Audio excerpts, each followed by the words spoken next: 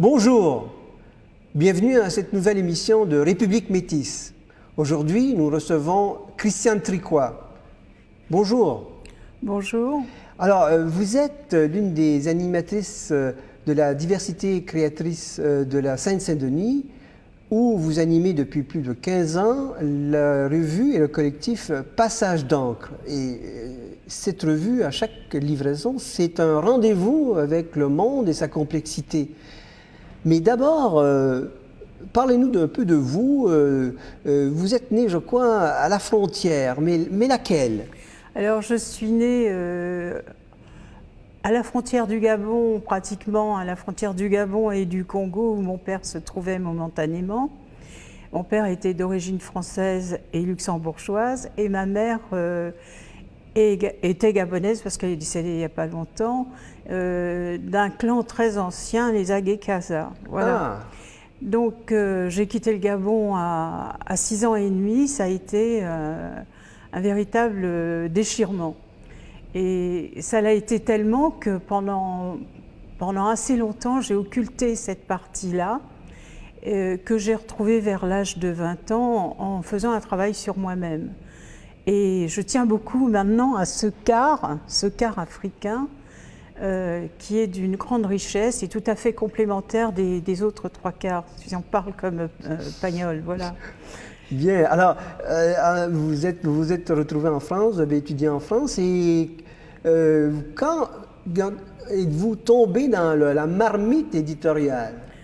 Alors déjà, j'avais une approche des images et des textes très très ancienne. Et je voulais au départ, j'ai fait des études d'espagnol pour partir au Mexique, parce que j'étais passionnée de civilisation précolombienne. La vie en a décidé autrement, puisque j'ai rencontré mon compagnon, Frater Rodriguez, qui à l'époque était acteur après avoir été marin. Et donc, il est devenu marin de terre, pour reprendre l'expression d'Alberti. Et moi, je suis restée en France. Et je suis arrivée dans l'imprimerie d'abord et l'édition par un ami de mes parents qui est Paul Sandron et qui était peintre et qui m'a dit « Mais deviens correctrice, tu auras du temps et tu gagneras bien ta vie ». Donc j'ai laissé tomber momentanément, j'ai terminé mes études d'espagnol et j'ai commencé à bosser dans l'édition. Et assez rapidement dans le labeur, où j'ai tout appris de l'imprimerie, ou presque. À l'édition de Labeur, alors...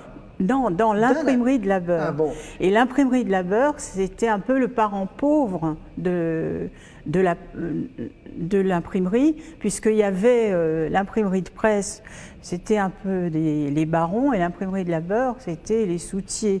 Et en fait, là, j'ai travaillé à la commandite de la Chambre et je relisais des documents parlementaires dans des conditions assez extraordinaires. C'est-à-dire il m'est arrivé de travailler 12 heures de suite de nuit. 12 heures de suite, évidemment le matin on était KO, il fallait rendre l'analytique du Sénat, voilà, je passe les détails. Mais ça m'a beaucoup apporté parce que j'étais en contact avec des typographes et des linotypistes d'un haut niveau, d'un très très haut niveau de langue. Ça c'est très important parce que quand je vois maintenant certains avec bac plus 5 mais qui ne savent pas aligner deux phrases, je pense toujours à ces typographes et à ces linotypistes de la commandite de la Chambre. Et d'ailleurs j'ai fait un livre là-dessus. Oui, nous en parlerons un peu plus longuement. Donc, ouais. Et ensuite vous allez à New York, je crois. Alors quand même physiquement c'était très dur. Et un jour, je suis allée au syndicat des correcteurs et je leur ai dit, je prends le premier boulot qui vient, parce que je dormais de moins en moins la nuit. J'avais l'impression que tous ceux qui travaillaient de nuit étaient gris. Et quand il m'arrivait de prendre un taxi le matin, quand je ne roulais pas en deux roues, je prenais un taxi à Saint-Germain-des-Prés. Et là, les taxis invariablement me disaient, alors la recette a été bonne. J'étais beaucoup plus jeune. Non, bon, ça c'est une anecdote, mais j'étais quand même assez fatiguée. Donc j'ai pris le premier travail qui s'est présenté, c'était un poste aux Nations Unies à New York. Voilà. Et comme j'ai un compagnon qui est absolument extraordinaire, il m'a dit, mais si tu as envie d'y aller, tu y vas. Et c'est comme ça que je Et vous suis étiez partie à en Amérique. quelle fonction vous aviez? Vous étiez... J'étais correctrice, mais avec un niveau, un assez bon niveau, quoi, et un excellent salaire. Et j'ai eu le coup de foudre après pour New York, où c'est pas du tout l'image qu'on a toujours ici. C'est une ville avec plein d'imprévus, des jardins, enfin, des petits jardins cachés, etc. J'ai beaucoup dessiné à l'époque et peint. Et j'y suis retournée une seconde fois,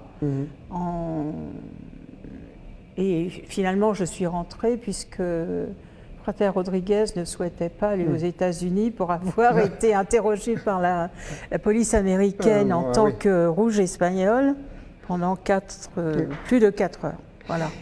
Et donc, je suis revenue. Ah oui, vous êtes revenue et là, dans les années 90, vous décidez, comment ça se passe, la création de Passage d'encre? Alors, je travaillais à l'époque au journal Le Monde. J'adorais mon travail. Toujours comme correctrice, c'est ça? Correctrice et puis après comme cadre à la correction. Et en 95, je me suis dit, j'avais envie de faire une revue depuis très très longtemps, mais depuis vraiment très longtemps, depuis l'âge de 15-16 ans, parce que j'avais vu plein de revues chez moi et en plus j'étais abonnée à plein de revues et c'est un univers qui me fascinait. Donc en 95, j'ai créé l'association Passage d'encre, nous avions quitté Paris, nous étions à Romainville, et j'ai créé l'association Passage d'encre de développement des arts graphiques. C'est un terme assez global pour me laisser toute liberté, en fait. Et un an après, ou plutôt 6 mois après, j'ai lancé le premier numéro de la revue qui s'intitulait « Seul dedans ». Et l'idée de Passage d'encre et son format...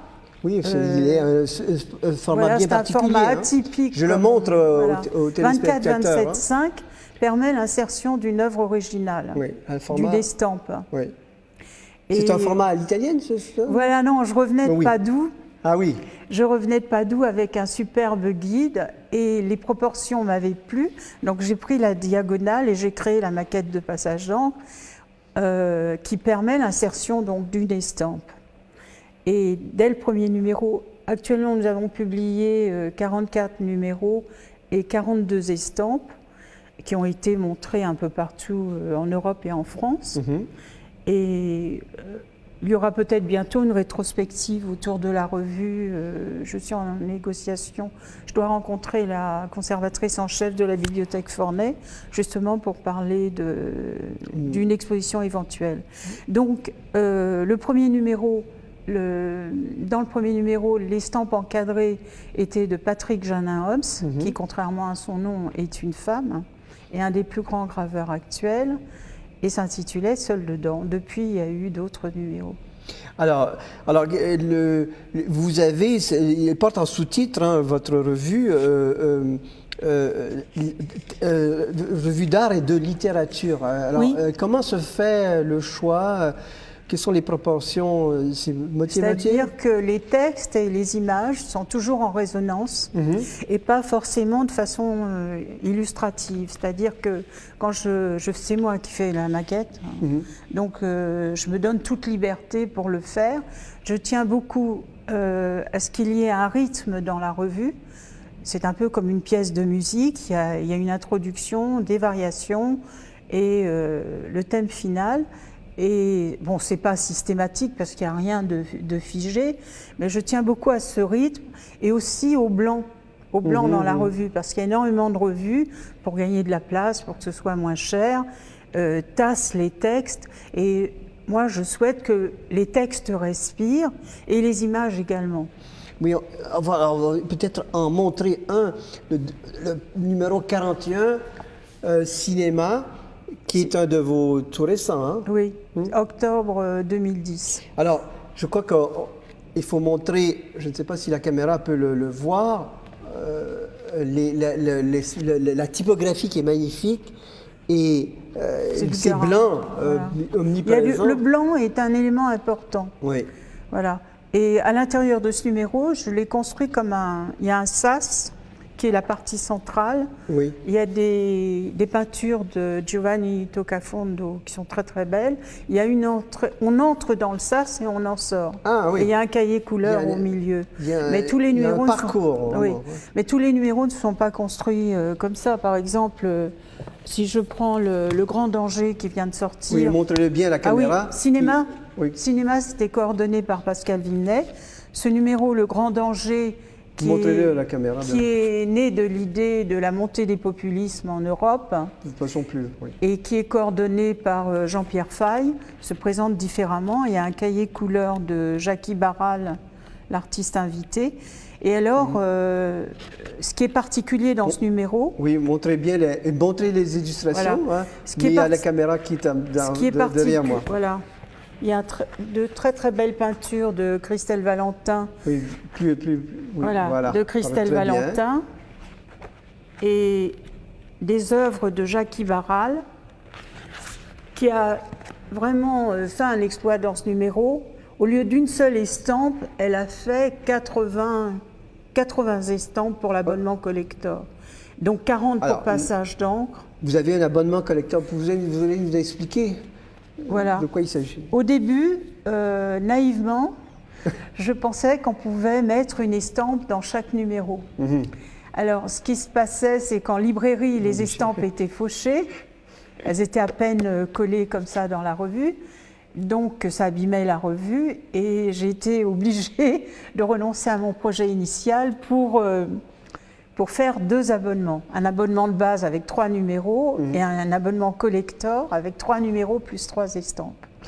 Vous revenez aux origines de la typographie presque, parce qu'à l'époque, Oui. au 19e siècle, effectivement, c'était des gravures qu'on imprimait. Oui, bien sûr. Et les fameuses les caricatures, les grands caricaturistes de l'époque étaient maintenant imprimées. Avec des œuvres très modernes, Oui. on reprend une tradition ancienne. en Ah oui, fait. c'est ça qui est Et moi, intéressant ayant dans fait votre moi-même, démarche. ayant moi-même fait de la gravure, je défends cet art qui est considéré par certains comme mineur, mais où il y a beaucoup moins d'esbroufs Bien sûr, oui. que dans d'autres secteurs de l'art contemporain. C'est-à-dire on ne peut pas tricher avec la gravure, on triche moins.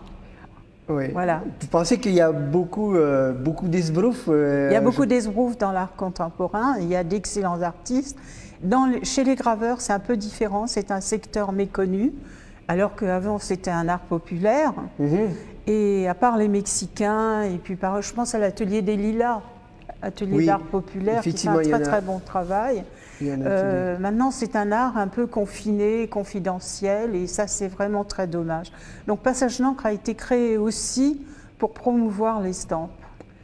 Ça, c'est important. Hein. Alors, vous avez à côté développé des collections. Vous pouvez nous en parler, des collections de littérature. Oui.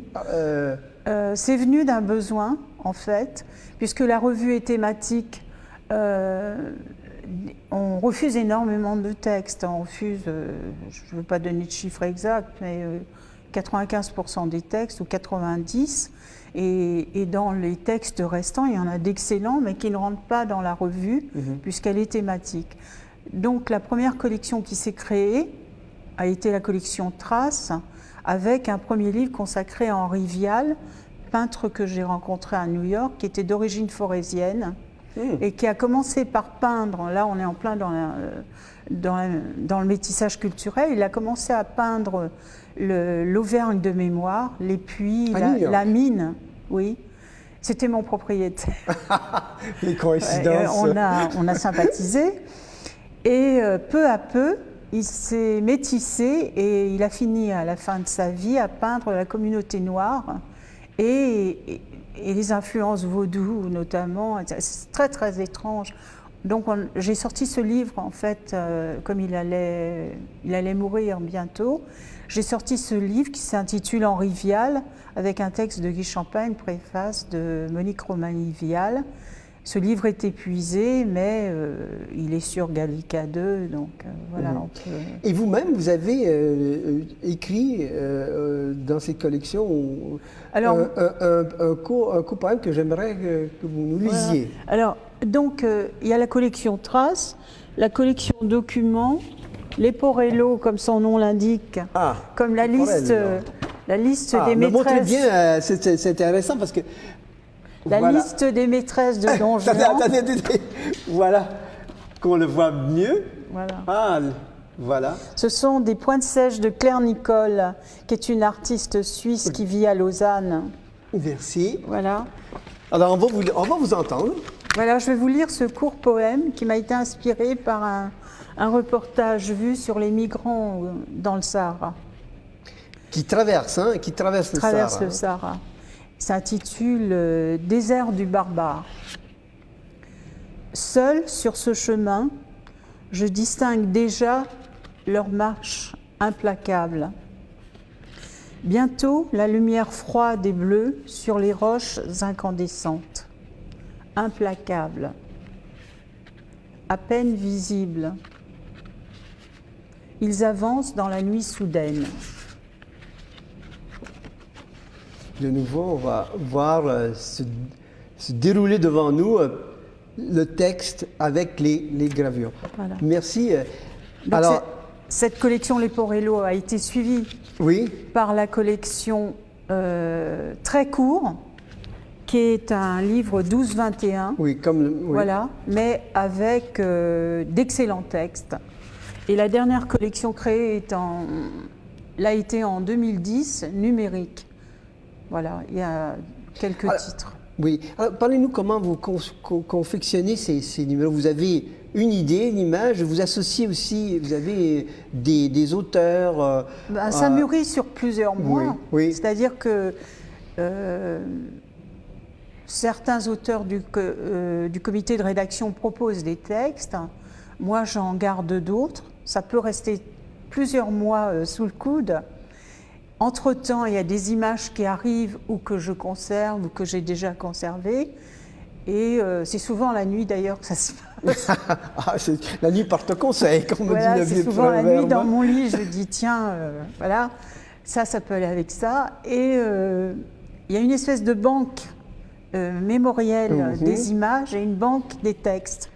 Et un beau jour, ça prend forme dans un numéro de la revue ou dans un livre. D'accord. Y a-t-il des numéros thématiques qui vous sont particulièrement chers, vous avez fait d'ailleurs, vous organisez aussi des manifestations parce que chaque numéro thématique est l'objet d'un lancement, d'une table ronde. Et je me souviens, parce que j'y ai participé comme... Pourquoi le français? Pourquoi le français, mais plus encore sur les frontières. C'était Jean-Pierre Fay qui était le référent.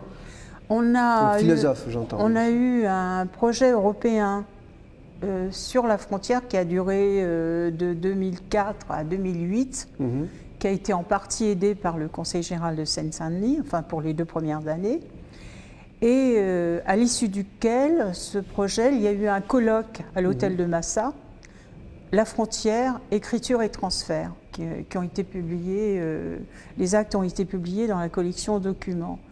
Et actuellement, nous avons une résidence d'écrivains du Conseil régional avec Guillermo Pisani et l'expérience a été passionnante. Il est argentin, je crois. Qui est un auteur de théâtre argentin, mais qui réside en France. On a commencé cette résidence en octobre 2010 avec des anciens de Romainville. Et Guillermo Pisani les a fait travailler à partir de leurs souvenirs vers la fiction. Ça, c'est passionnant. C'est vraiment intéressant de voir la transformation de souvenirs assez courants, finalement, vers une œuvre de fiction. Et parallèlement, il travaillait à l'écriture d'une pièce de théâtre, Mexico. On a eu une lecture samedi dernier dans la grange de Passage d'Ancre parce qu'on... Oui, il faut dire que vous avez un lieu bien particulier, très intéressant, avec un petit jardin aussi qui inspire sans doute, vous inspire surtout, je suppose. Mais bon, continuez. Voilà, donc on a eu une première lecture par la compagnie du Théâtre Déplié. Et le 9 mai, il y a une lecture de la pièce de Guillermo Pisani par d'autres comédiens. Et surtout, le 4 juin, livraison, 4 ou 5, ma mémoire flanche, Oui. je pense que c'est le 4 juin, la livraison du livre Romainville avant le métro. Je tiens beaucoup à ce livre, et depuis plusieurs années, parce que la ville se transforme, se standardise en fait. Ça va devenir une ville. Le fait qu'il n'y ait pas le métro avant donnait à Romainville un côté absolument insolite. Insolite, il y avait. Parce que c'est une ville un peu suspendue au-dessus au-dessus du plateau, au-dessus avec et des en bas perspectives extraordinaires. Au-dessus du plateau aussi. Et en bas. Et surtout avec il y avait quelques restes de ruralité assez étonnants.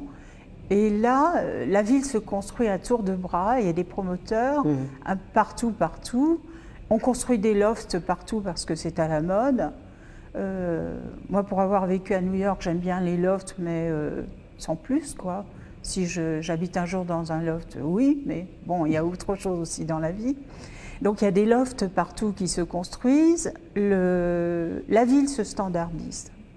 Et nous, on a voulu travailler sur la mémoire des gens à un moment, à un instant T, mais sans passéisme ni angélisme, pas du tout. Il s'agissait de faire une photo de Romainville actuellement. Bien, et alors, donc ça c'est intéressant parce qu'effectivement c'est en pleine. Alors plus avant, plus généralement, comment voyez-vous justement la Seine-Saint-Denis? On dit que c'est le département le plus métissé de France. Je sais que vous êtes une militante de la Seine-Saint-Denis et pour la défendre contre certains stéréotypes. Oui. Alors c'est ce que j'avais dit à Philippe Bertrand pour les carnets de campagne. Je trouve que l'image véhiculée par les médias est toujours la même. C'est une répétition des clichés, certains sortant en métro mairie des Lilas comme s'ils étaient dans le Bronx. C'est pratiquement ça, ce qui est totalement ridicule. Et la Seine-Saint-Denis, je l'ai découverte en venant y habiter en 87 avec ma famille. Et, vous avez eu le coup de foudre. Je suis tombée sous le charme, vraiment. Et pas seulement Romainville, j'ai beaucoup circulé, quand je voyais mieux, je faisais beaucoup de scooters, et j'ai circulé vraiment partout, un peu partout, et je trouve que l'avenir est au nord-est parisien. Ça, j'en suis persuadée. Ça s'est produit aussi pour d'autres grandes villes comme Londres, c'est en train de se produire. Ça s'est produit pour New York plutôt. L'avenir est à la banlieue, puisque le centre, la capitale, c'est muséifié, en fait. Oui, c'est boboisé et muséifié, donc l'avenir est ailleurs. Et ça va, en l'occurrence, c'est au nord-est que ça bouge et que ça crée. Il y a énormément de création de gens qui font plein de choses, voilà. Donc, vous les accompagnez. D'ailleurs, en fait, notre émission, d'une certaine façon, il participe à sa manière. Fulvio Caccia, oui, mais ça, c'est une autre histoire. vous faites beaucoup de, beaucoup de travail dans ce sens. Ben, on essaye, enfin, mais c'est un autre chapitre. Alors, et pour conclure, où peut-on se procurer votre magnifique revue? Alors, la revue, pour les libraires, la revue est distribuée par la Sodis. Oui. Donc il suffit de la commander si elle n'est pas en librairie. Et les éditions le sont par Calibre, nous assurons l'autodiffusion. Et on peut toujours téléphoner à Passage d'encre. Alors vous pouvez donner peut-être le site de votre revue? Alors nous avions un site qui est passagedencre.org et qui devient un peu obscur. Il faut mettre le S, hein, Passage d'encre. Et sans apostrophe. Hein. Voilà. Et j'ai créé une revue en ligne qui s'appelle Inks, comme Lynx, INKS, en anglais, oui. passagedencre.fr, et nous allons revoir le site passagedencre.org. Bon, vous êtes entouré de plusieurs collaborateurs réguliers. Comment se passe le travail et qui sont-ils? Oui, il y a un véritable réseau autour de Passage d'encre. Il y a un noyau dur avec Yves Boudier, Martine Monteau, Françoise Lachcaref, Sylvie Raymond Lépine et bien sûr Prater Rodriguez. Mais tout autour, moi, ce qui m'a importé le plus dans cette aventure, c'est la rencontre avec les auteurs et les artistes. Ce sont surtout les rencontres. Il y a un produit qui est la revue ou un livre, mais au-delà de ça, c'est la richesse des rencontres qui est vraiment intéressante. Et tout ce réseau qui s'est créé, ce maillage en fait, et qui devient très vite amical. Parce qu'à part 2 ou 3 grincheux, les rapports sont surtout amicaux. Voilà. Oui, et c'est donc c'est une aventure quand même collective. C'est une aventure humaine avec la rencontre comme point de départ, point d'arrivée, je dirais. On va conclure cette émission. Je remercie Christiane Tricoire, directrice de la revue Passage d'encre, et je vous salue les téléspectateurs et vous donne rendez-vous à une prochaine émission. Merci.